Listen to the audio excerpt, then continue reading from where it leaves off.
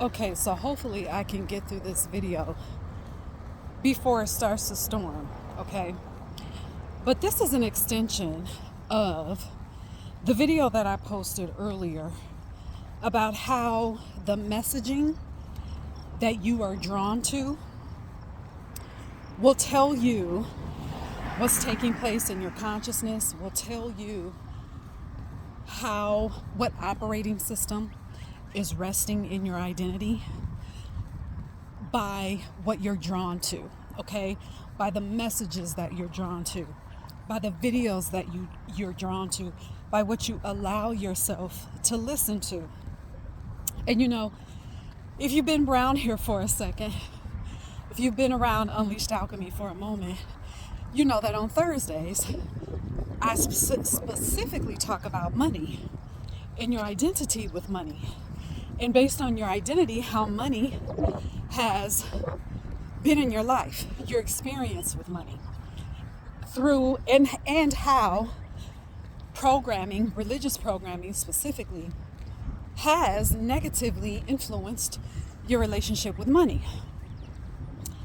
And again, you know what operating system you're living by when it comes to money by what you are attracted to. So, I have been noticing these messages because of the very wild time that this entire world is in.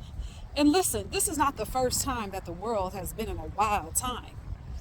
And there are messages out there that are telling people, well, hey, you know, these are the steps that you need to take to survive. This is what you need to do to survive. First of all, just like you don't want money to chase you, just like you don't want money to chase you, that's not the experience that you want to have with money. You want money to rest and flow like water into your life. You want money to come in, to stay, to flow easily into your life, right? So, with that being said, you also don't want to have an experience of survival when it comes to money. Because let's just say this, if you're watching this, you have the how to survive, you have that down. You have perfected how to survive. You have perfected that. And let's just be clear. Yes, you can have abundance of money. You can have success if your work and your energy towards that success is rooted in survival. You can even have success with money if your actions and your energy is rooted in fear. You can work hard based on survival. And then once you get the money, you can hold on to the money with the energy of survival. But guess what? Existing in survival is not sustainable. So you don't need to hear about the 10 or 5 steps to survive anything. You already have that down. You already know how to do that. So now it is time to live in the energy of thriving. This has to be something down in your identity, because when you exist in the energy of surviving, now some people are not going to agree with this, but I don't care, because the truth of the matter is, as a sovereign being, regardless of what is happening wild in the external environment, while you can acknowledge what is taking place, you can see it, and you can ask the questions, well, what steps do I take? How do I expand? How do I elevate to thrive? Not to survive, but to thrive in anything, in any circumstance, regardless of statistics, regardless of who says what, because your soul came here to thrive. Your soul does not know lack. Your soul does not understand limitation. When you talk about survival, then you're really talking about limitation. And that is not the identity in which you want to take the action when it comes to your money, or when it comes to anything. But in this case, we're talking about money because this is Thursday, okay? But you want to approach any action you take in the energy of, I thrive in all that I do. This is when your throat chakra becomes powerful and it gets activated. When you start to speak your inherent right to thrive. I thrive in all that I do. In any environment, I thrive because that is my right as a sovereign being, as a cosmic being, as a quantum being. I thrive. So that has to be the identity in which you operate from. Of course, we know that there are action steps that we take. However, when you take action steps from an identity of someone who just wants to survive, do you not know that how much stress also comes with that in the energy of survival? That's why I said, going back to when I said, existing in that energy, you can only go so far because it is not sustainable.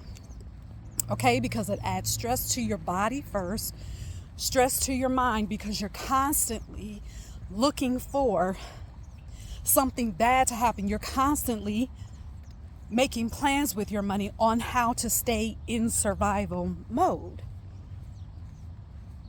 So like I said, we see people who have become successful in survival mode, but that is exhausting.